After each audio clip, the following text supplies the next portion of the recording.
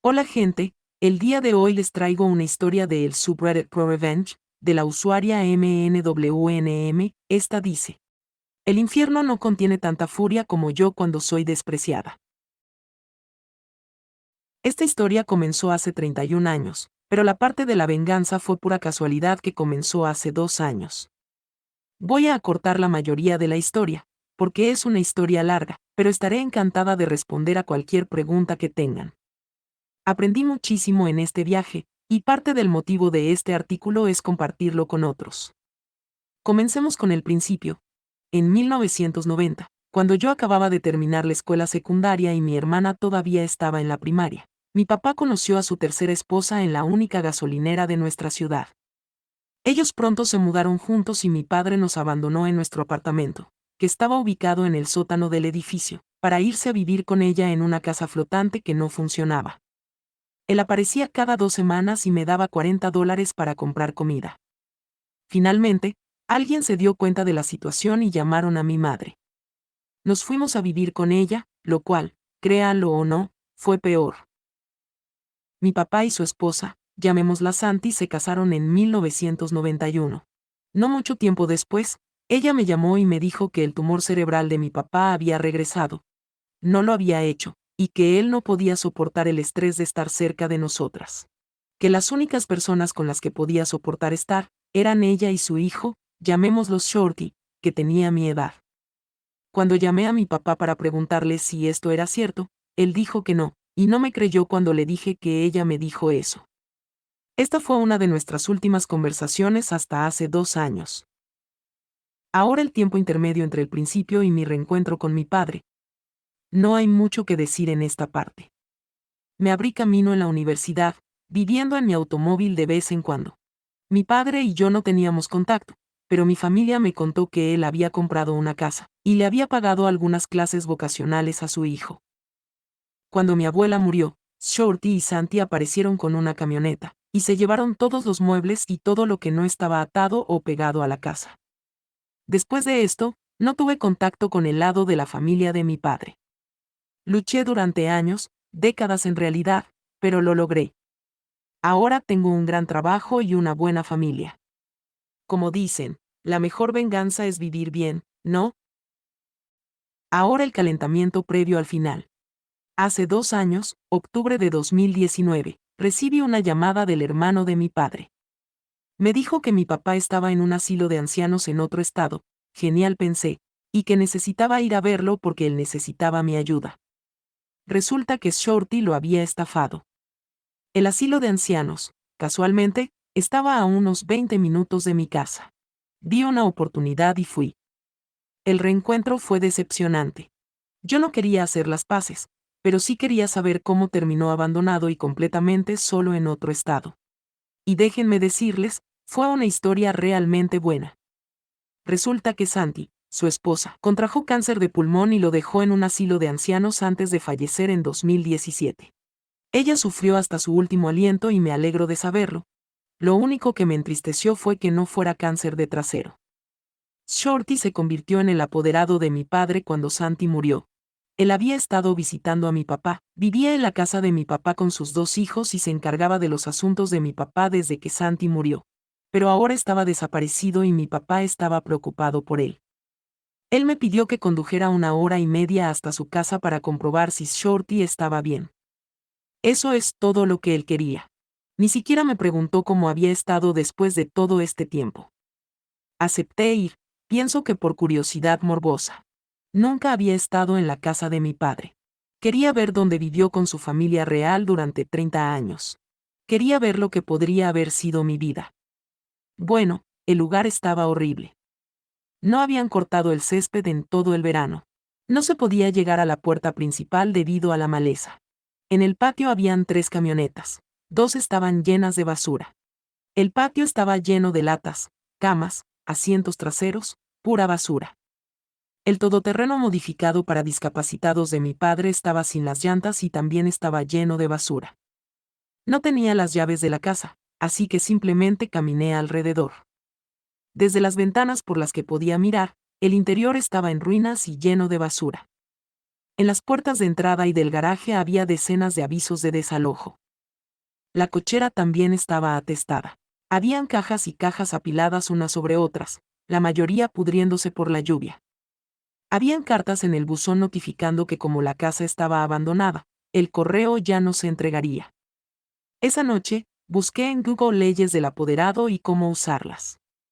Regresé al asilo al día siguiente y le mostré a mi papá, en ese momento postrado en cama, las fotos en mi teléfono. Él prometió darle una paliza a Shorty y luego me pidió que lo ayudara más. Le dije que lo haría, pero que tendría que ponerme como su apoderada. Él tenía que darme el poder financiero, médico, control total absoluto. Si no lo hacía, él podría resolver todo esto por sí mismo. Él estuvo de acuerdo, así que me puse a buscar un abogado que viajara a otro estado y hiciera los trámites en el asilo de ancianos. Bendito sea ese abogado por ser tan bueno en su trabajo, porque todo lo que hice fue decirle lo que sabía, y él preparó un poder judicial a prueba de balas. Estaba lleno de cosas que ni siquiera sabía que necesitaría. También presentó los trámites para revocar el poder de Shorty. Y ahora era imparable. Somos de un pequeño pueblo rural, es el tipo de lugar espeluznante donde, no importa cuánto tiempo hayas estado fuera o qué tan lejos te hayas ido, cuando regresas, verás a alguien con quien estás relacionado. Es como jugar 7 grados de separación todo el tiempo, es asfixiante. Pero también puede resultar útil. Ahora el principio del fin. Llegué lista para trabajar a la mañana siguiente. No sabía cuán vengativo estaría Shorty cuando terminara con él, y no quería que Shorty ni nadie de su prolíficamente endogámica familia intentaran encontrarme, así que me aseguré de que nada de lo que hiciera tuviera mi nombre. Abrí una cuenta de Google para mi papá, le abrí un apartado postal en su ciudad y saqué su informe de crédito. Luego llevé los papeles que me identificaban como apoderada de mi padre al banco de mi pequeña ciudad natal, obtuve nuevos números de cuenta, y cambié la dirección de sus cuentas. También solicité copias de cada transacción desde el día en que Santi murió, que eran aproximadamente 13 meses. Para esto tuve que ir al día siguiente a la sucursal principal del banco, que estaba a 2 horas de mi casa, para recoger la información. Me senté en el vestíbulo toda la tarde, revisando las cuentas. Arrinconé a un representante de servicio al cliente, y recibí un curso intensivo sobre débitos y depósitos. Fue entonces cuando descubrí el alcance de la estupidez de Shorty. Mi papá recibía alrededor de $5,000 al mes en concepto de discapacidad y seguridad social. 2 veces por semana, Shorty entraba a una sucursal y retiraba todo el efectivo. Había estado haciendo esto durante 13 meses. Y cada vez que lo hacía, como apoderado, tenía que firmar un formulario declarando que actuaba en nombre de mi padre. Ese formulario estaba certificado ante un notario por el banco. Revisé todos los retiros y conseguí que el banco confirmara que cada uno de ellos fue realizado por Shorty. Al día siguiente, regresé a la casa de mi padre y llamé a un cerrajero. Sabía que el estado de la casa era malo, pero no tenía idea de lo que me esperaba allí. Cuando el cerrajero abrió la primera puerta, el hedor se extendió por todos lados, era tan malo que ambos tuvimos arcadas. 2 cerraduras después, me sentía tan avergonzada por lo que el pobre cerrajero tuvo que ver y oler, que le di una propina de $60. Con las nuevas llaves en mano, llamé a la policía. Les dije que era la apoderada de mi padre, que estaba revisando su casa y que había 3 vehículos que no le pertenecían en su propiedad. Me preguntaron si sabía a quién pertenecían y dije que no, que los quería remolcados. Me dijeron que llamarían a una empresa de grúas y que nos veríamos en la casa. Aparecieron con 2 grúas. El chico de una se bajó y me pidió que firmara unos formularios. Firmé solo con mi primer nombre. Mientras firmaba, el chico me preguntó, ¿conoces a Shorty? Motivada por puro odio en este punto, me sorprendí a mí misma diciendo no. Tú sí. Él dijo que sí y que él es un imbécil. Le respondí, estoy segura de que lo es. Oye, ¿puedes hacerme un favor? Si lo ves, ¿puedes decirle que vengo por él? Él dijo que sí y remolcaron los camiones. Cuando todos se fueron, abrí la puerta del garaje para echar un vistazo. El sol se estaba poniendo y la casa estaba a oscuras. Escuché ruidos débiles y después de unos segundos me di cuenta de que eran las cucarachas y ratas, haciendo lo que sea que hacen las cucarachas y ratas. Podía oler toda la suciedad aferrándose a mi cabello. Me senté en los escalones de la cochera y observé la puesta de sol. Estaba enojada. Tan jodidamente enojada, aquí estaba yo, apestando, escuchando a las ratas y limpiando los desastres de los demás. Perdiendo el tiempo que podría estar aprovechando con mi familia. ¿Y para qué? En ese momento tuve una epifanía, un despertar religioso, llámalo lo que quieras. Podía retirarme ahora o doblar la apuesta. Y una cosa que debes saber sobre mí, es que soy persistente hasta la médula. Tuve que serlo para sobrevivir, y este era un hueso que no podía soltar. La idea de que la vida de Shorty se arruinara, que su única fuente de ingresos desapareciera literalmente de la noche a la mañana, y que mi padre tuviera que escuchar de mí, que estaba arruinado y solo, me llenaba de felicidad.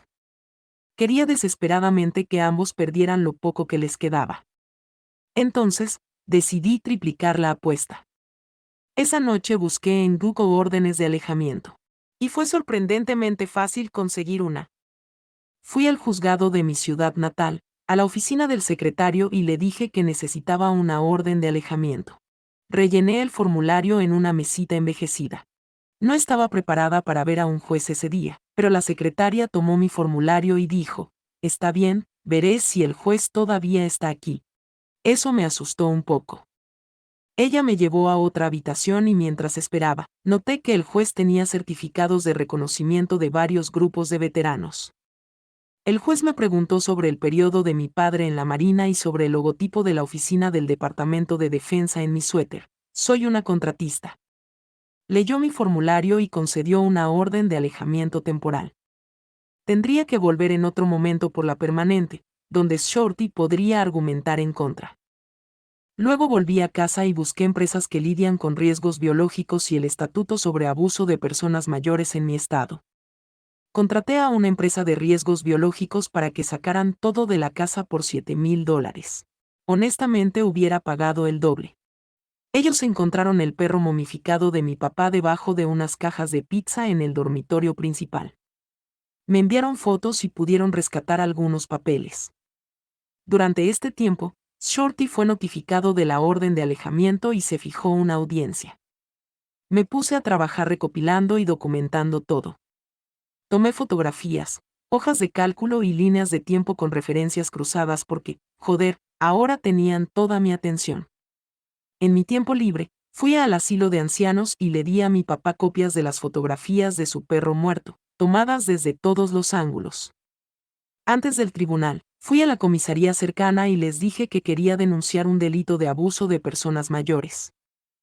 Un detective de delitos de cuello blanco salió y me dijo que esto era un asunto doméstico, que Shorty era su apoderado, así que todo lo que había hecho era legal. Bueno, este fue el día en que tuve que enseñarle a un detective de un pueblo pequeño sobre las responsabilidades fiduciarias de un apoderado. Gracias, Google. Le entregué una copia del estatuto, con las secciones aplicables resaltadas. Luego le entregué una carpeta gruesa con extractos bancarios, fotografías de la casa destartalada y del perro muerto, una copia del informe crediticio de mi padre, que mostraba que tenía una deuda de decenas de miles de dólares y una hoja de cálculo que enumeraba cada retiro de efectivo, con un total acumulado de las cantidades robadas. El total general fue de poco más de $130,000. Esto ni siquiera incluía el valor perdido de la casa o las tarjetas de crédito que abrió y usó en nombre de mi padre. Le dije que podía quedarse con esa carpeta ya que no eran las únicas copias que tenía. Después de decir todo esto, le dije que esperaría un número de caso y me senté. Él regresó 30 minutos después, se disculpó y dijo que si tenía un caso y me dio un número de caso. Y ahora sí estamos en el final. Cuando llegué a juzgado, habían otras personas allí y tuve que esperar mi turno. Mientras esperaba, Shorty apareció arrastrando su descuidado trasero a la sala del tribunal, solo y literalmente sucio. Cuando llegó nuestro turno, nos levantamos, el mismo juez me hizo algunas preguntas, luego le hizo algunas preguntas y me preguntó si tenía alguna prueba. Tenía una carpeta completa. El juez me preguntó si había acudido a la policía. Le dije que sí y le di el número del caso. La orden fue otorgada permanentemente y de por vida, pero no antes de que el juez le dijera a Shorty que necesitaba un abogado, porque estaría enfrentando cargos. Alguien me dijo que el juzgado tendría una copia de los DD-214, documentos de dada de alta de la Marina, de mi papá, así que mientras estuve allí, obtuve una copia de esos, porque ¿por qué no? También utilicé mi poder como apoderada para retirar a Santi de las escrituras de la casa. De esa manera, si mi padre moría, Shorty no tendría ningún derecho inmediato sobre la casa. También fui y conseguí copias del certificado de nacimiento de mi padre y del certificado de defunción de Santi. Técnicamente, como hijastra no puedo solicitar esa información, pero la empleada que me atendió reconoció el nombre de mi padre, y me dijo que perdió su virginidad con mi tío Alan en los 60, y fue al funeral de mis abuelos. Entonces obtuve todos los formularios que quería. Santi le dejó a mi padre $50,000 en seguro de vida. Quedaban alrededor de 35,000 de eso, ya que Shorty estaba gastando el dinero de mi papá y no el de su mamá. Así que abrí una cuenta y transferí hasta el último centavo. Luego configuré transferencias recurrentes de esta cuenta a otra, para asegurarme de que en ningún momento dado, habría más de $100 en su cuenta. También encontré un comprador para la casa, que me pagó lo suficiente como para pagar la hipoteca de la casa. La cosa con los testamentos y herencias es que, si no hay nada allí, no hay nada por lo que pelear. Y me aseguré de que no hubiera nada. Mi papá murió pensando que todavía era dueño de su casa. Hablando de su muerte, este es el momento en que descubrí las pólizas de seguro de vida de mi padre. Estaban al día y Santi era la beneficiaria. Mi poder como apoderada no me permitía cambiar los beneficiarios de las pólizas, pero sí asignarlos, y como Santi estaba muerta, técnicamente no había ningún beneficiario. Aquí es donde los certificados de defunción resultaron útiles, nos asigné a mi hermana y a mí como beneficiarias. Es irrevocable también, lo que significa que la única forma de cambiar eso es si mi papá, mi hermana y yo lo aceptamos. Mantuve a mi papá en la ignorancia sobre todo esto. Lo único de lo que realmente supo fue lo de la orden de restricción y de su perro muerto. Descubrí que él había comprado una tumba junto a Santi y que quería ser enterrado junto a ella. Eso nunca iba a suceder si dependía de mí, así que busqué cementerios nacionales y descubrí que él calificaba para estar en uno, porque era un veterano discapacitado de la era de Vietnam. Así que hice los arreglos para eso. Y esta es la cereza del pastel. Mi papá murió en junio de este año y yo estuve allí. Ahora está enterrado en un cementerio nacional muy lejano donde nadie irá a visitarlo. El único obituario que publiqué está en el sitio web de la funeraria y solo lo escribí para fines del seguro. Me aseguré de escribirlo lo más vago posible. No hubo servicio en su honor y su urna es morada, el color que más odiaba. Recibí una llamada en agosto de la fiscalía de mi ciudad natal. La señora al otro lado de la línea está casada con uno de mis primos, porque, por supuesto que lo está, así es como funcionan las cosas allí. Shorty fue arrestado poco después de la medianoche del 1 de julio, todavía está en la cárcel, va a ser procesado por delitos graves de abuso de personas mayores. Se enfrenta a 10 años de prisión. Ella me dijo que no esperara un juicio pronto, ya que pueden pasar hasta 3 años antes de que eso suceda. Le dije que eso era fantástico ya que, con suerte, la incertidumbre lo atormentará. Y después de todo eso, todavía le espera la cárcel. Shorty perdió a sus hijos, perdió a su papá, estoy gastando el dinero de su madre, perdió su casa y sus camiones. No tiene dinero y nunca podrá conseguir ningún tipo de trabajo decente y, con suerte, durante mucho tiempo no podrá encontrar un lugar digno para vivir. Y yo duermo como una bebé. Hola gente, hace un par de años, publiqué una historia de venganza que involucraba a mi madrastra Santi, mi hermanastro Shorty y mi papá, que ahora descansa en una urna violeta. Bueno, finalmente tengo una actualización. La defensora del tribunal, que es la esposa de mi primo, me advirtió que llevar a Shorty a juicio por lo que hizo llevaría mucho tiempo. Ella estaba en lo cierto. En todo ese tiempo, monitoreé las actividades de Shorty. Cuando se mudó fuera del estado, llamé al tribunal y les informé en caso de que esto violara su fianza. Cuando consiguió un trabajo como camionero, Llamé al tribunal para informarles que él abandonaba repetidamente su estado natal. Luego, hace 6 meses, recibí una llamada. El juicio se celebraría pronto y el tribunal quería la opinión de la familia sobre posibles acuerdos si encontraban culpable a Shorty, ya que fue acusado de delito grave de abuso de personas mayores y se enfrentaba a 10 años de prisión. El abogado me hizo saber que nosotros, la familia, podríamos solicitar pena de prisión o solicitar que lo dejara en libertad para que pudiera trabajar y así restituirnos económicamente.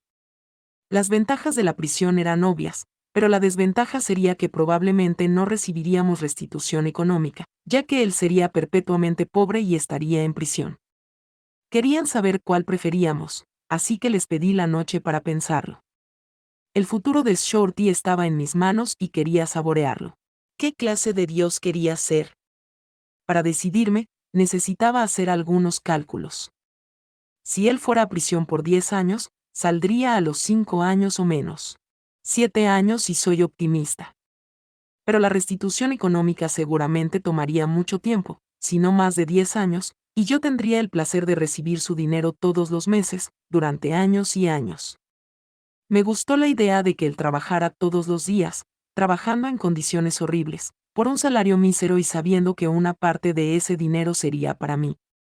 Así que llamé y les dije que estaríamos de acuerdo con un acuerdo con la liberación supervisada y la restitución por un delito grave. No escuché nada más hasta la semana pasada, cuando el defensor me llamó nuevamente para informarme que habían aceptado un trato.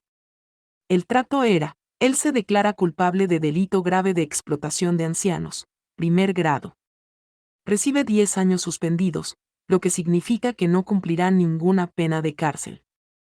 Pasará 2 años bajo supervisión laboral por delitos graves, donde tendrá que llamar a su oficial de libertad condicional todos los días y someterse a pruebas de detección de drogas por casi la misma frecuencia. Después de eso, estará en libertad condicional regular por hasta 5 años. El juez programará controles con él para asegurarse de que esté pagando la restitución y cumpliendo con los requisitos de su liberación laboral y libertad condicional. La restitución. Él tiene que pagarnos $130.539,39 en total. Se le ordenó pagar $300 al mes a partir de enero del 2024. Mis cálculos matemáticos dieron sus frutos. Le llevará 36 años pagar. Si se salta un solo pago, irá a la cárcel. Estaré en su vida durante décadas, recuperando poco a poco lo que robó. Entonces creo que eso será todo.